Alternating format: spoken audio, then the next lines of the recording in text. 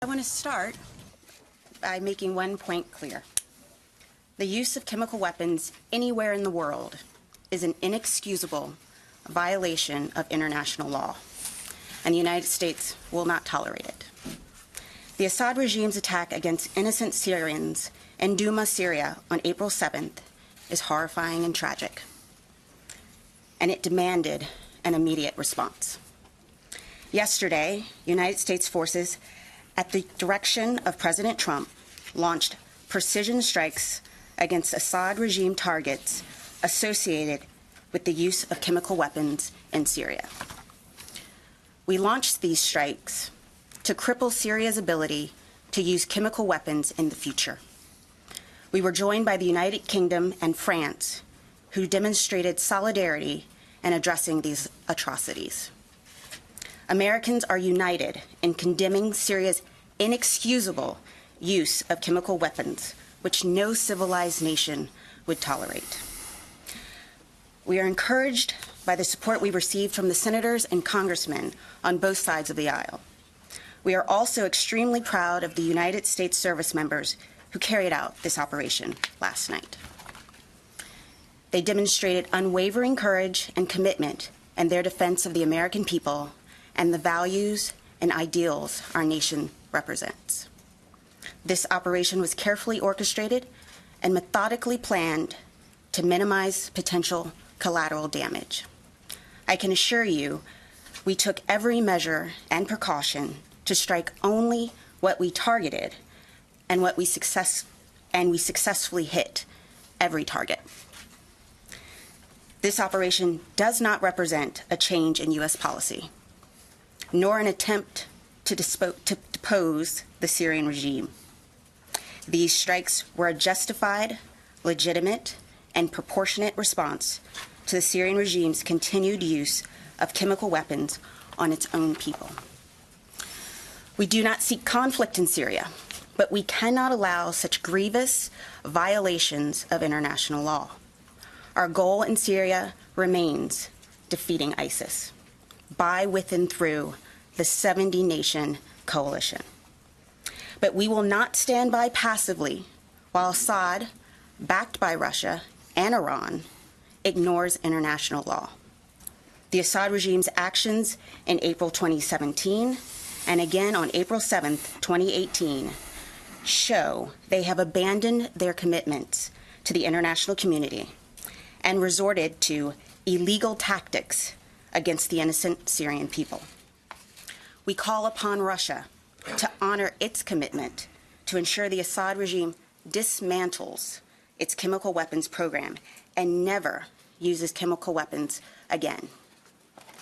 We support our diplomats who are working to set the conditions for the United Nations-backed Geneva process to succeed. And we look forward to working with the United Nations envoy to Syria, Staffan de Mistura. In an effort to maintain transparency, General McKenzie will now provide a detailed overview of the actual operations. General McKenzie. Thanks, Dana. Ladies and gentlemen, good morning. I'm going to spend the next couple of minutes just talking about the military details of the strikes that we executed last night. And could I get the first graphic up, please? As you've heard from the President of the United States and directly in this room from Secretary Mattis and Chairman Dunford, the United States, the United Kingdom, and France, 3 of the 5 permanent members of the UN Security Council, conducted a proportional, precision, coordinated strike in response to the Syrian regime's continued use of chemical weapons.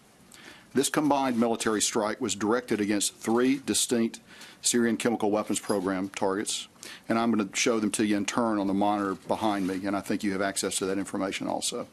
The 3 facilities are more appropriately were fundamental components of the regime's chemical weapons warfare infrastructure.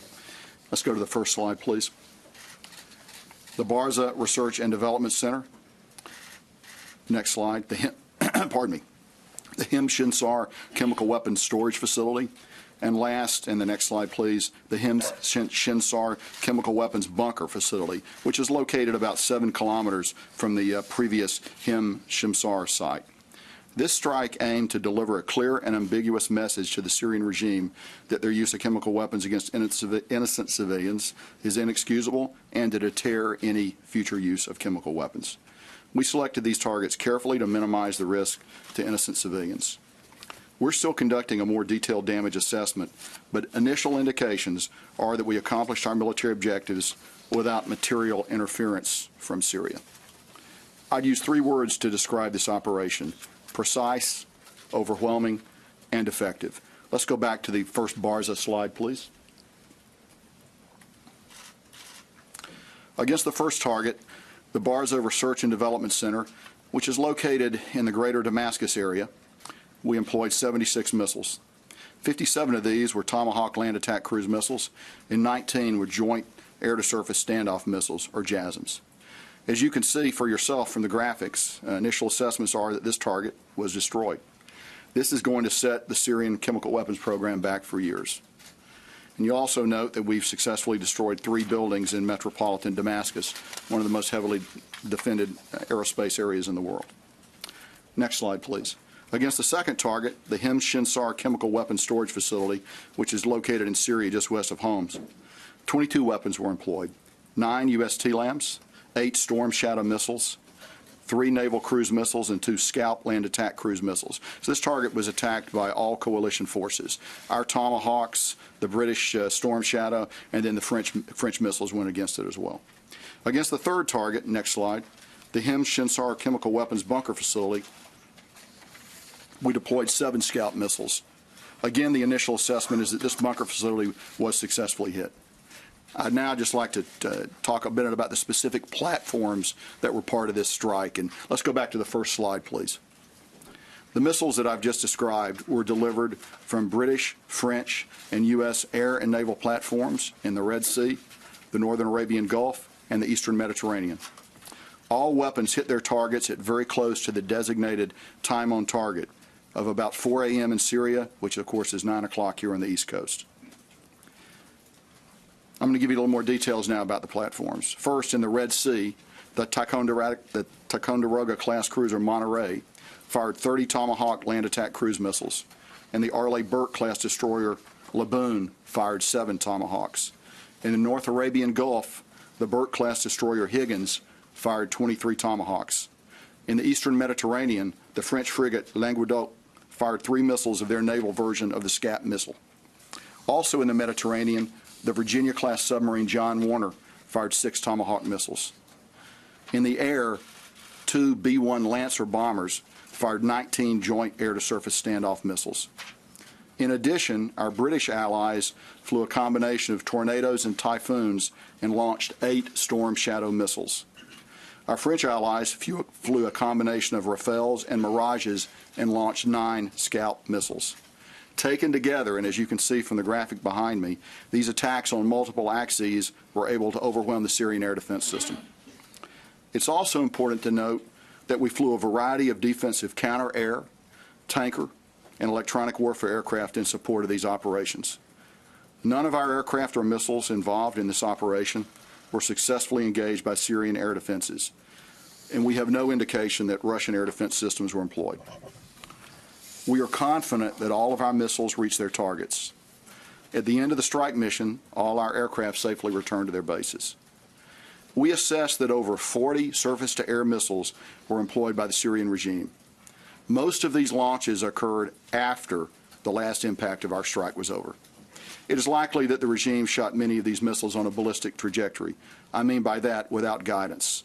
And we assessed that the defensive efforts of Syria were largely ineffective and clearly increased risk to their own people based on this indiscriminate response. When you shoot iron into the air without guidance, it's going to come down somewhere. By contrast, the precise nature of our strike and the care which our allied team planned and executed significantly reduced the risk of collateral damage to civilians. In summary, in a powerful show of allied unity, we deployed 105 weapons against 3 targets that will significantly impact the Syrian regime's ability to develop, deploy, and use chemical weapons in the future. It's been said before, but I want to emphasize again that by comparison, this strike was double the size of the last strike in April 2017, and I'd also emphasize that this strike was a multinational effort. The precision strike was executed with France and the UK, demonstrating our unquestionable resolve. I'd like to close by noting that since the strike, we have not seen any military response from actors within Syria, and we remain postured to protect our forces and those of the coalition should anything occur.